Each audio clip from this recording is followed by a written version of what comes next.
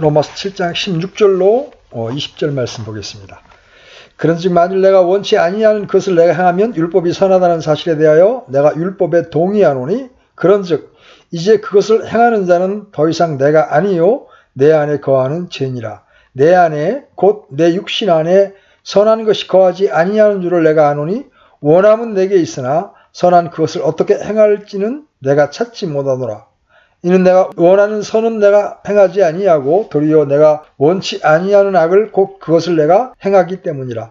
이제 내가 원치 아니하는 것을 내가 행하면 그것을 행하는 자가 더 이상 내가 아니요 내 안에 거하는 죄니라. 아멘. 우리는 7장 이 대목에서 바울이 발전시키고 적용시켜 나가고 있는 사리에 맞는 논증에 대한 연구를 계속합니다. 그는 그가 묘사하고 있는 이 사람에 관한 어떤 것들을 아직도 우리에게 말하고 있는 것입니다. 그는 이미 그 사람이 육신에 속하여 죄 아래 팔려 있다고 말했습니다. 결과적으로 그는 그가 알지 못하는 것을 하게 되며 그가 원치 않고 이해하지 못하는 것을 행한다는 것입니다. 사실상 바울은 그가 하려고 하는 일은 하지 아니하고 도리어 미워하는 것을 한다고 말합니다. 바울은 이 사람에 관한 점을 말하고 또한 이 사람이 영위하는 삶의 종류를 묘사한 다음 이제 그 사람의 전체 입장에 관한 두 가지의 추론을 계속해서 끌어내고 있습니다. 첫 번째 추론이 16절 말씀이고 두 번째 추론은 17절 말씀입니다. 첫 번째 추론은 만일 내가 원치 아니하는 것을 내가 행하면 율법이 선하다는 사실에 대해 내가 율법에 동의한다는 것입니다. 이것은 명백하고 피할 수 없는 논리적 규결입니다. 그가 자기 행동을 후회하고 그것을 전혀 설명할 수 없다는 사실은 분명히 그가 율법이 말하는 것을 인정함을 뜻하는 것입니다. 물론 바꿔 말한다면 그것은 율법의 모든 요구와 모든 정죄에 있어서 율법은 본질적으로 선하고 의롭다는 것이 그의 율법관이라는 것을 의미합니다. 이것이 첫 번째 추론입니다. 여기 동의하다는 말은 흥미있는 말입니다. 그 말의 어원적인 의미는 나도 그렇게 말한다는 것입니다. 그러므로 이렇게 말하고 있는 어떤 사람이 있다고 우리는 생각해야 합니다. 좋습니다. 우리도 그렇게 말하고 있습니다. 나는 그것에 동의하고 찬성하며 인정합니다. 바울은 내가 원치 아니하는 어떤 일을 하며 또한 찬성하지 아니하는 어떤 일을 하고 있다고 말하고 있습니다. 그러나 율법도 그것들을 찬성하지 않습니다. 율법은 그런 행동들을 정죄합니다. 그렇다면 내가 율법에 동의하고 있다는 것이 명백하지 않느냐? 또한 율법이 선하다고 말하고 있지 않느냐고 바울은 말합니다. 내가 하는 일을 내가 정죄하고 그것에 의해서 또한 율법이 정죄하는 것을 정죄하고 있다는 바로 그 사실은 내가 율법에 동의한다는 것을 의미합니다. 다른 말로 해서 하나님의 율법은 선하며 훌륭하다고 선포하고 있는 것입니다. 이미 그는 율법이 영적인 줄 안다고 말한 바 있습니다. 바울은 여기서 우리가 또한 율법이 선하다는 것을 알고 있음을 말하고 있습니다. 우리가 이 시점에서 던져야 할 질문은 바울이 왜 그런 식으로 말하고 있으며 왜 그가 그런 추론을 끌어내고 있느냐는 것입니다. 그가 그렇게 하는 데에는 어떤 이유가 있어야 합니다. 저는 이렇게 대답합니다. 그가 끌어내고 있는 추론을 통해서 어떤 사람이 관련되어 있는지를 여러분은 알 수 있습니다. 또한 여기 이 두 구절 가운데서 바울은 다시 우리로 하여금 이 문단을 기록하는 그의 참된 목적을 생각나게 합니다. 우리는 다시 그의 목적이 자기 체험을 진술하는 데 있는 것이 아니었음을 압니다. 그것은 그가 전혀 관심 있어 하는 바가 아닙니다. 그가 단순히 입증하려고 하는 것은 율법에 관한 어떤 것입니다. 첫째로 그는 율법이 그 자체로 그의 실제 삶 가운데 실패하는 일에 대해서 결코 책임이 없다는 것을 보여주고자 하는 것입니다. 그는 사실상 이렇게 말하고 있는 것입니다. 나의 입장은 이렇다. 나는 내가 하고 싶지 않은 것을 하고 있다. 그렇다면 분명히 율법은 내 죄에 대하여 책임이 없다. 나는 마음으로는 율법에 동의하고 율법이 선함을 인정한다. 그렇다면 율법은 내가 살아가는 방식에 대하여 책임이 없음이 명백하다. 그가 가장 관심 있게 말하고 싶어하는 것이 이것입니다. 왜냐하면 그는 몇몇 그의 반대자들로부터 자기가 율법이 죄다라고 가르치고 있다는 비난을 받고 있었기 때문입니다. 또한 그는 율법이 그에게 사망을 이루게 했다고 말한다는 비난을 받았습니다. 그는 그러한 비난들을 해명하면서 실제 삶에 있어서의 자기의 실패에 대하여 책임이 있는 것이 무엇이든지 간에 그것은 율법이 아니라고 말하고 있는 것입니다. 그와 관련된 하나의 목적은 율법에 관한 바울의 가르침이 율법 그 자체에 대한 어떠한 비난도 포함하고 있지 않다는 것을 보여주는 것입니다. 이른바 은혜의 교리라는 바울의 설교는 단지 율법을 공격하고 비난하고 있는 것에 지나지 않는다고 말하는 여러 유대인들이 있었습니다. 바울의 답변은 그가 자신이 행하는 일을 비난하고 자신이 하고 싶지 않은 일을 행한다는 바로 그 사실이 율법이 선하다는 것을 인정함을 적극적으로 증거하고 있다는 것입니다. 은혜로 말미암는 구원과 이신 칭의에 대한 그의 설교는 율법을 비평하는 것은 아니라는 것입니다. 왜냐하면 바울은 율법이 선하다는 것을 인정하기 때문입니다. 율법에는 잘못된 것이 전혀 없습니다. 그의 실패는 어떤 의미에서든지 율법 때문이 아닙니다. 다시 한번 바울은 우리의 설명에 있어서 우리가 바른 노선을 지켜야 하는 진술을 하고 있습니다. 그는 율법을 다루고 있습니다. 그는 율법이 무엇을 할 수 있으며 또 어떤 일을 할 수 없는가, 즉 하나님의 경륜과 구원의 체계와 계획에 있어서 율법의 위치가 어떠한 것인가를 다루어 나가고 있는 것입니다. 이제 우리는 17절에 있는 두 번째 추론에 이르게 되었습니다. 이제는 이것을 행하는 자가 내가 아니요 내 속에 거하는 죄니라. 그가 어떻게 이런 추론에 도달합니까? 그는 이렇게 말하고 있는 것 같습니다. 내가 이제까지 말해왔던 것이 하나의 문제를 일으킨다. 나는 여기서 내가 원치 아니하는 일과 내가 뜻하지 않고 찬성치 않은 일을 하고 있음을 말하고 있다. 나는 그것을 정리하는 율법에 동의하고 있다. 그래서 즉각적으로 떠오르는 문제는 도대체 어떻게 해서 죄를 짓고 이 사람이 왜 전적으로 죄만을 지으며 사느냐 하는 것입니다. 분명한 것은 율법이 그렇게 하지 않는다는 것입니다. 그렇다면 무엇이 그렇게 합니까?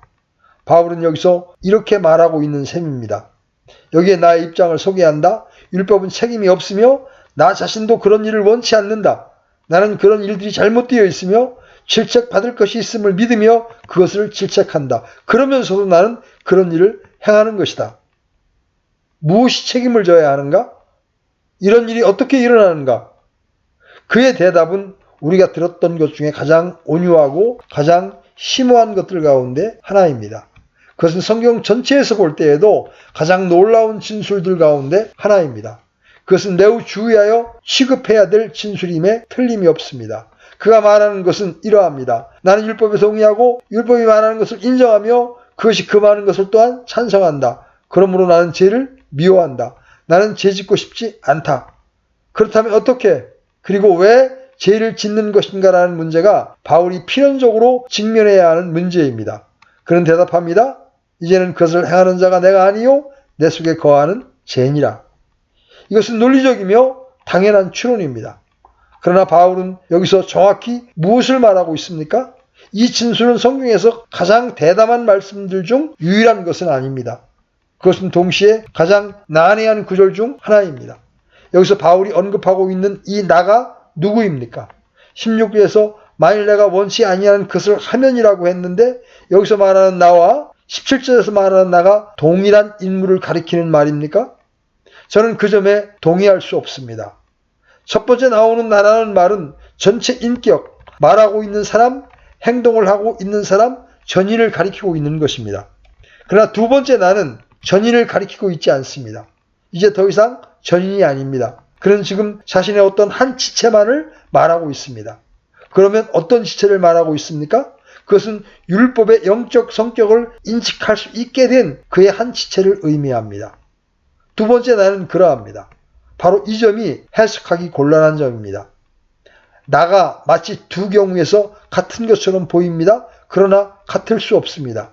내가 행하다, 여기에서는 행동을 하는 사람, 행동을 하는 인격을 말하고 있습니다. 그러나 내가 원치 아니하는 에서 그 사람의 어떠한 지체, 곧 율법에 동의하는 지체를 말하고 있습니다. 다른 말로 해서 바울은 16절에서 그가 묘사하고 있는 이 사람의 인격의 분리를 시도합니다. 여기서 인격은 이원성이 있습니다.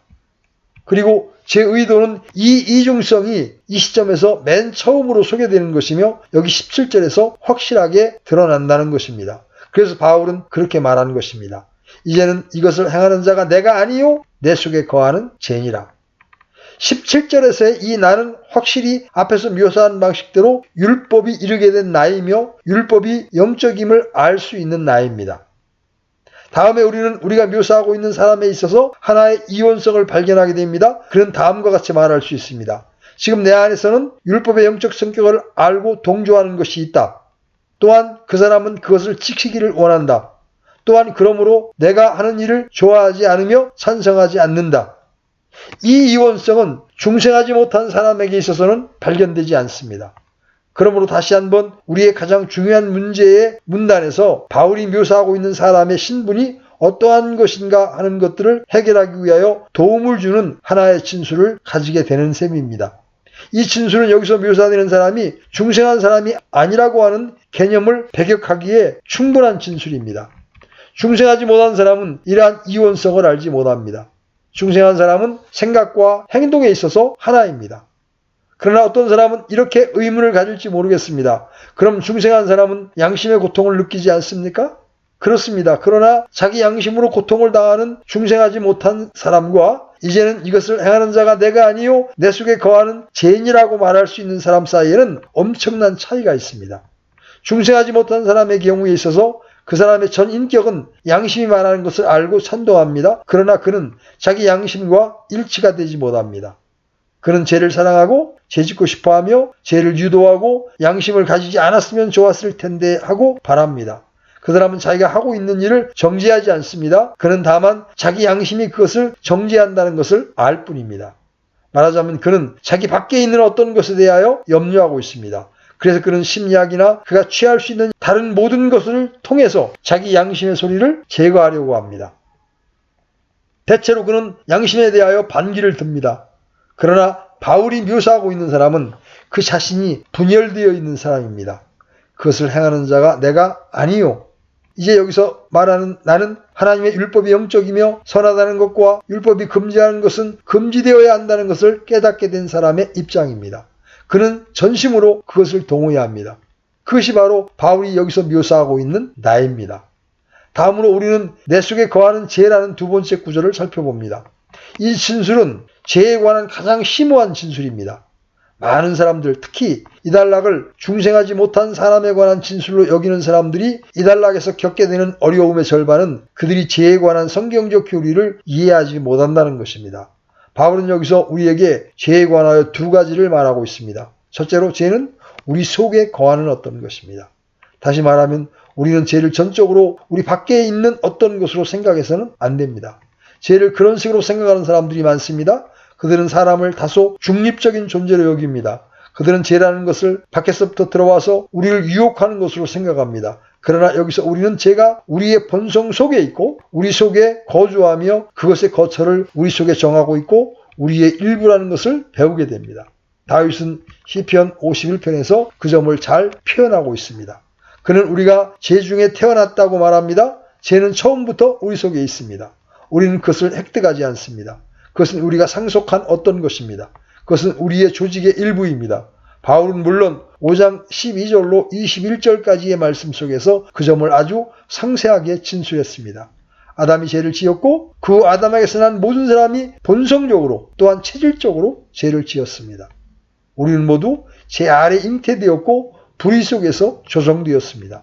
죄는 우리 안에 있으며 그것은 우리 존재의 일부입니다. 그것은 실제로 우리 속에 거주하고 있으며 우리 안에 집을 짓고 있습니다. 바울이 강조하는 다른 것은 죄의 가공할 능력입니다. 이제는 이것을 행하는 자가 내가 아니요 내 속에 거하는 죄니라. 다른 말로 해서 내 속에 거하는 죄가 사람의 의지력보다 더 강력하다는 것입니다. 이 사람은 나에 관한 한 나는 율법이 선하다는 것을 인정하고 율법이 말하는 모든 것에 동의하며 율법이 정죄하는 것을 정죄하며 나와 율법이 미워하는 것을 하기를 원치 않는다. 그러나 나는 그것을 행하고 있다라고 말합니다. 왜냐하면 내 속에 거하는 이 죄가 강하기 때문입니다. 내가 어떤 것들이 나쁘다는 것을 아는 것은 단순히 양심이나 세상의 도덕의 만장일치에 의해서가 아니라 율법이 나에게 와서 그것이 그것의 영적인 성격을 나에게 보여주었을 때 내가 받았던 계몽의 결과에 의해서입니다. 이 진술은 성경 전체에서 볼 때 죄에 관한 가장 심오한 진술 중 가운데 하나입니다. 제가 더욱더 확신하게 되는 것은 모든 나라들에 있어서 도덕에 관한 문제들 모두가 이 교훈을 이해하지 못하는 데 기인한다는 것입니다. 어느 정도의 도덕적 가르침과 성에 대한 더 많은 교육, 그리고 어떤 행동에 뒤이어 일어나는 어떤 결과들이 도덕의 문제를 해결할 것이라고 제안하는 것은 너무나도 어리석지 않습니까? 우리는 그러한 주장을 듣고 있습니다. 우리는 자유를 위해서 사람들을 교육시키는 것이다 등의 모든 제안에 대한 답변을 우리는 이 본문 가운데에서 발견하게 됩니다. 바울은 비록 여러분이 율법의 영적인 성격에 관해서 밝히 깨닫는다 할지라도 그것은 충분하지 못하다고 말합니다. 지식만으로는 이러한 일을 결코 해결할 수 없으며 이미 그렇게 하는데 실패했습니다. 인간에게 필요한 것은 지식이 아니라 능력입니다. 제 문제는 지식이나 교육이나 정보의 문제가 아닙니다. 나는 하고 싶지 않은 일을 한다는 사람이 있다고 바울은 말하고 있습니다. 나는 율법이 선하다는 것을 인정한다. 나는 절대적으로 그것을 동의한다. 그런데 나는 여기서 정반대의 일을 하고 있다. 이것은 무엇을 설명합니까? 바울은 말하기를 이것을 행하는 자가 내가 아니요 내 속에 거하는 죄인이라고 말합니다. 저는 다시 한번 죄의 본질과 죄의 모든 문제에 대하여 지금까지 해온 가장 심오한 진술들 중에 하나임을 말씀드립니다. 그러나 그 문제를 더욱더 명확히 알아보기 위해서 7장 18절로 20절까지의 말씀을 잠깐 눈여겨볼 필요가 있습니다. 왜냐하면 이 말씀들은 17절에 있는 진술에 관한 확장된 해석에 불과하기 때문입니다. 바울은 17절에서 깜짝 놀랄 주장을 하였고 하나의 장엄한 결론에 도달한 것입니다. 그래서 그는 이 진술이야말로 확대되어 설명할 필요성이 있음을 느낀 것입니다. 그는 7장 18절로 20절을 통해서 논증해 나가고 있습니다. 먼저 이미 말한 것과 관계가 있는 왜냐하면 이는 이라는 말을 생각해 보십시다. 내 안에 곧 내 육신 안에 선한 것이 거하지 아니하는 줄 내가 아노니 원함은 내게 있으나 선한 것을 어떻게 행할지 내가 찾지 못하노라. 이는 내가 원하는 선은 행치 아니하고 도리어 내가 원치 아니하는 악을 곧 그것을 내가 행하기 때문이라. 이제 내가 원치 아니하는 것을 내가 행하면 그것을 행하는 자가 더 이상 내가 아니요 내 안에 거하는 죄니라. 바꿔 말하면 그는 20절 끝에서 그가 17절에서 말하는 것으로 되돌아가고 있습니다. 여기서 우리는 사도 바울이 해결하려고 고심하고 있는 진리를 인간의 언어로 표현하기가 극히 어려움을 알게 됩니다. 제가 그것을 다시 한번 말씀드린 것은 그것이 너무 어렵다고 생각할지도 모르는 사람들을 격려하기 위해서입니다. 저는 여러분들에게 저 자신도 그것을 매우 어렵게 생각한다고 솔직히 말씀드립니다. 이것은 다루기가 가장 힘든 구절 가운데 하나입니다. 그래서 구절들에 대해서 여러 상이한 견해들이 나타나는 것입니다. 저는 더 나아가 이렇게까지 말씀드립니다. 사도 바울조차도 이것을 어렵다고 생각했다고 저는 믿습니다. 여러분, 제가 그러한 추측을 어떻게 할 수 있느냐고 의문을 제기할지 모르겠습니다. 그것은 제가 사도 바울이 괄호 속에 하나의 진술을 삽입시키고 있다는 것을 발견하기 때문입니다. 내 안에, 그런 다음에 가로가 나오죠. 곧 내 육신 안에 선한 것이 거하지 않은 줄을 내가 아노니. 왜 바울은 이러한 괄호를 사용하여 그 특별한 진술을 삽입했을까요? 제 생각으로 그것은 로마의 그리스도인들이 누군가가 이 편지를 그들에게 읽어주는 것을 듣게 되었을 때 그는 그것을 잘 알았기 때문이었습니다. 그들은 우리와 같이 그것을 인쇄로 된 형태로 가지고 있지 않았음을 기억하시기 바랍니다. 누군가가 그 편지를 소리내어 읽을 것이고 그들은 들을 것입니다. 그들이 나라는 말이 자주 사용되는 논증을 이해하기가 어렵다고 생각하는 것도 당연합니다. 그래서 바울은 그들을 도울 양으로 자기의 의도하는 바를 명확하게 해 주었던 것입니다. 17절의 진술은 만약 여러분이 그것을 이해하려고 노력하신다면 아주 분명합니다. 바울은 매우 현명하고 사랑이 많은 교사였습니다. 그는 어떤 것도 당연한 것으로 생각하지 않습니다. 그는 우리를 도와주기를 원합니다. 그래서 이처럼 특이하고 복잡 미묘한 제 안에 있는 사람의 성격을 말로 표현하기가 매우 어렵기 때문에 특히 그가 율법을 밝히 알고 난 다음에 자기가 의도하는 바를 간단하게 설명하고 있습니다. 그 수십 구절, 곧 내 육신 안에는 오해를 방지하기 위해서 도입된 구절입니다. 그는 16절과 17절에서 그가 도입한 이원성을 상세히 풀어나가고 있습니다. 여러분이 지금 바울은 혼란하는 것을 더욱 혼란스럽게 만들고 있다고 느끼는 것도 당연합니다. 그러나 아무도 바울의 편지 방식에 관해서 불평할 만큼 어리석도록 그냥 내버려 두지 마십시다. 제가 세상에 들어왔을 때 그것이 행한 무서운 일들 가운데 하나는 복잡성을 도입하는 것이었습니다. 낙원인 에덴 동산에서의 삶은 제가 들어오기까지는 매우 단순했습니다. 그러나 죄가 들어오는 순간 복잡하게 되었습니다. 최초의 죄는 숨겨져야 했고 그래서 그들은 가서 스스로를 숨겼습니다. 그런 다음에 그들은 거짓말을 하기 시작하였고 그 후에 그런 과정은 계속되었습니다. 진리를 비난하지 마십시오. 하나님을 책하지 마십시오. 율법을 나무라지 마십시오.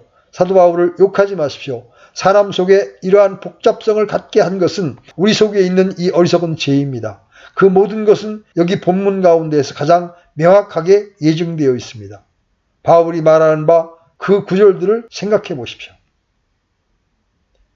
내 안에 곧 내 육신 안에 선한 것이 거하지 아니하는 줄을 내가 아노니. 내 안에란 말 속에서 내란 어떤 내입니까? 이 내는 분명히 내 속에 거하는 죄라는 말 속에서의 내라는 말과 같은 것입니다. 여기서 바울은 그것이 육신이라고 말합니다. 우리가 전에 여러 번 본 바와 같이 육신은 자기에 대한 성령의 영향을 받지 아니할 때의 사람입니다. 그것이 첫 번째 내입니다.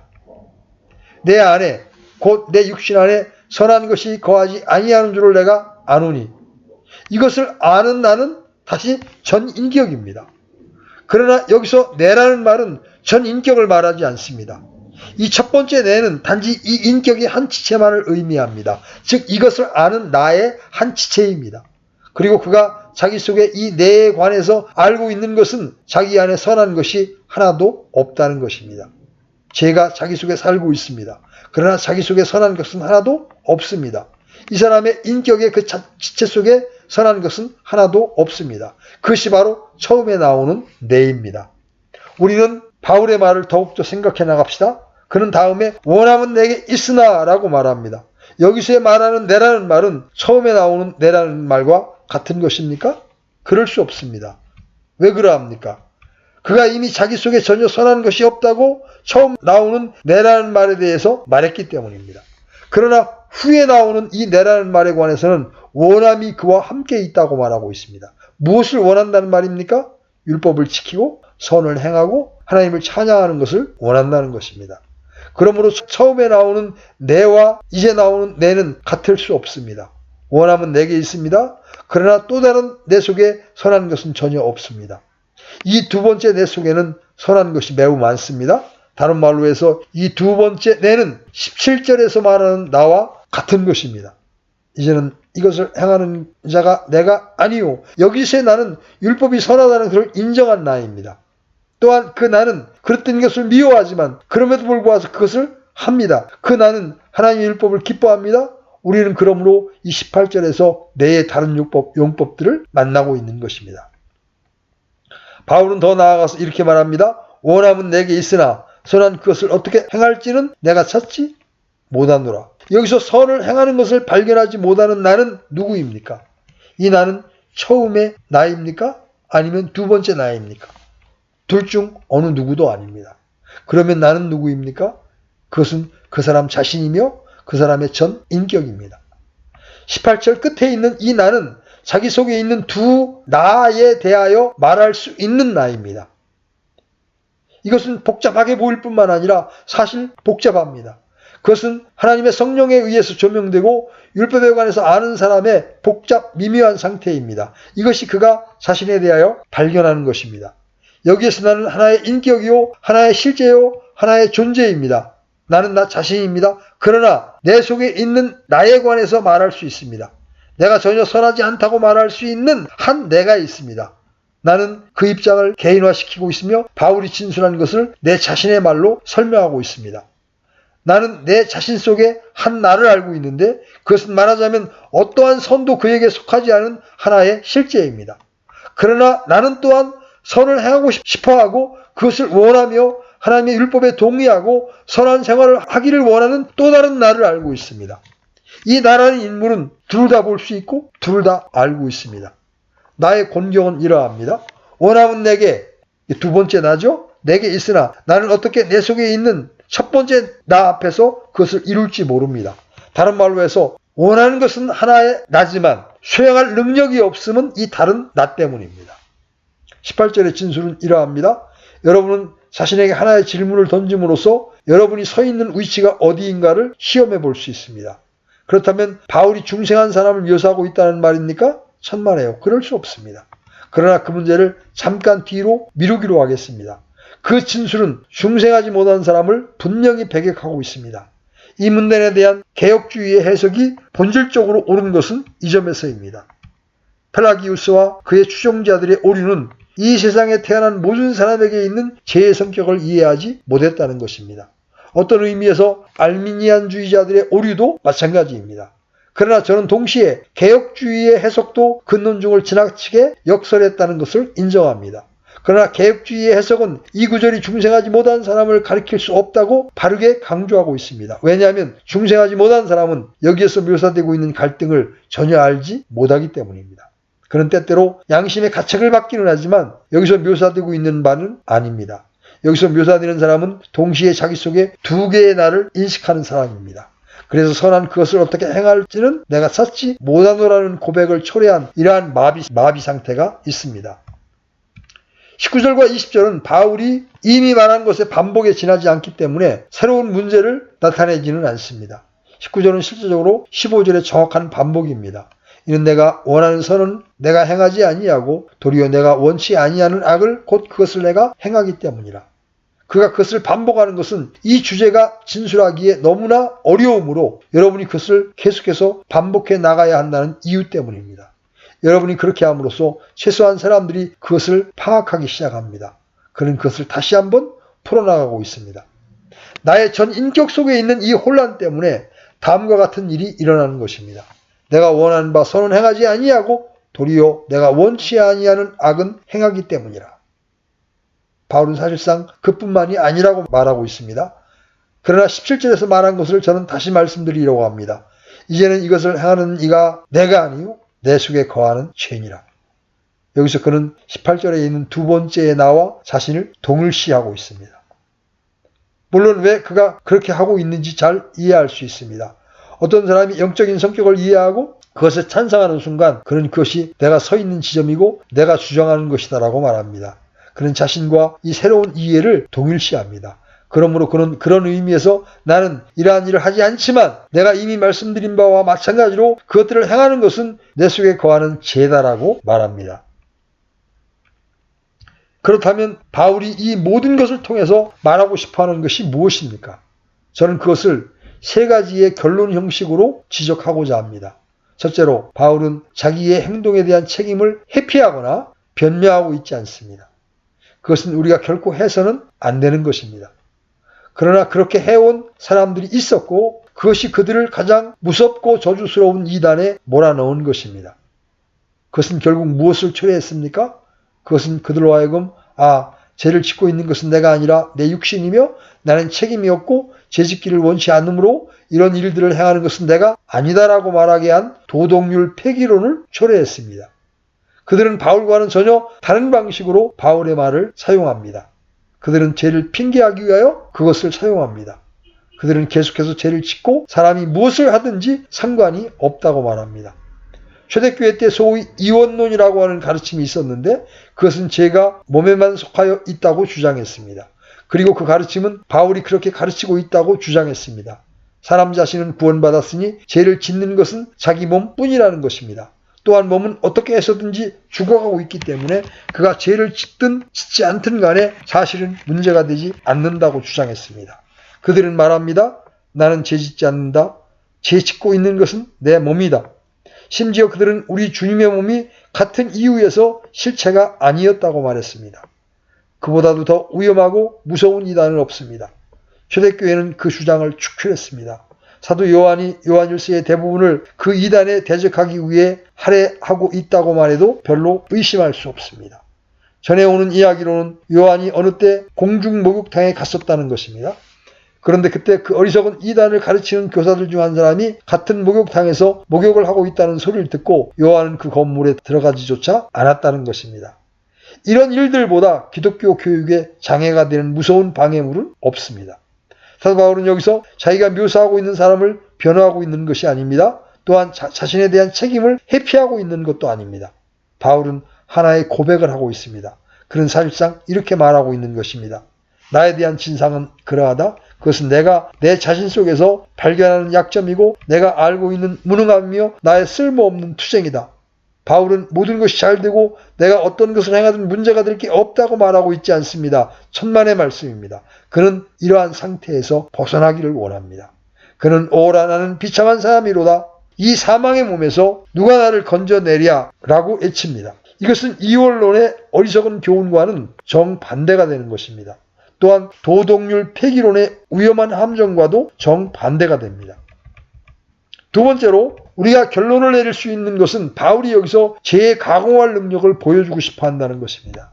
다른 말로 해서 제가 계속해서 지적하여 왔듯이 이 제목은 7장 13절에 대한 하나의 주석이라는 것입니다. 그러면 선한 것이 내게 사망을 이루었느냐? 결코 그럴 수 없느니라.